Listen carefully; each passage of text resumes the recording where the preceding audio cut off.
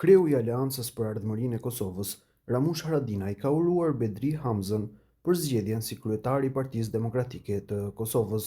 Në një reagim, Haradinaj i ka dëshiruar sukses në mandatin e ri dhe ka shprehur gatishmëri për bashkëpunim në emër të Aleancës dhe të tij personalisht për interesat e qytetarëve dhe të mirën e Kosovës. Në vijim, postimi i tij plot, i nderuar zoti Bedri Hamza ju uroj për zgjedhjen si kryetari i Partisë Demokratike të Kosovës. Ju uroj suksese në mandatin tuaj dhe ofroj bashkëpunim në emër të Aleancës dhe timin për interesat e qytetarëve dhe të mirën e Kosovës. Me respekt, Ramush Haradinaj.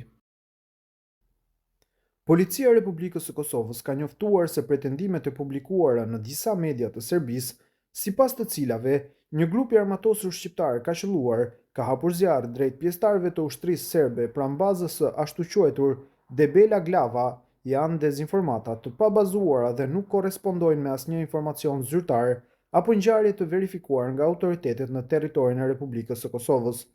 Policia thotë se në bazë të të gjitha të dhënave operative, raportimeve nga njësitë policore në terren dhe koordinimet me institucionet e tjera kompetente, nuk është regjistruar asnjë incident i karakterit të pretenduar.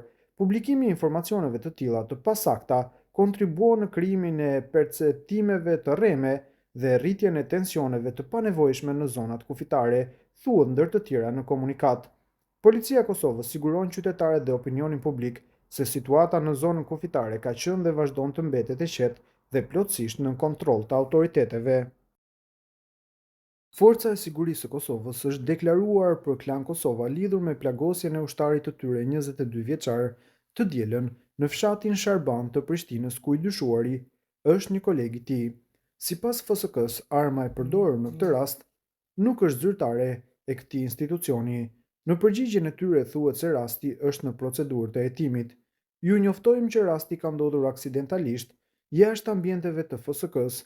Arma e përdorur nuk është zyrtare e FSK-s dhe momentalisht rasti është në procedurë të hetimit. Ushtari i Kosovës që u qellua me armë zjarri është jashtë rrezikut për jetën dhe po trajtohet në qendrën klinike universitare të Kosovës. Lidhur me incidentin, mbrëmja janë deklaruar për klanin edhe nga policia e kryeqytetit. Policia ka pranuar informatën për plagosje me armë zjarri në fshatin Sharban në Prishtinë. Menjëherë në vendin e ngjarjes ka ndalë njësitë policore. Bazuar në të dhënat fillestare në këtë vend, është plagosur një person, i njëjti është dërguar për trajtim mjekësor.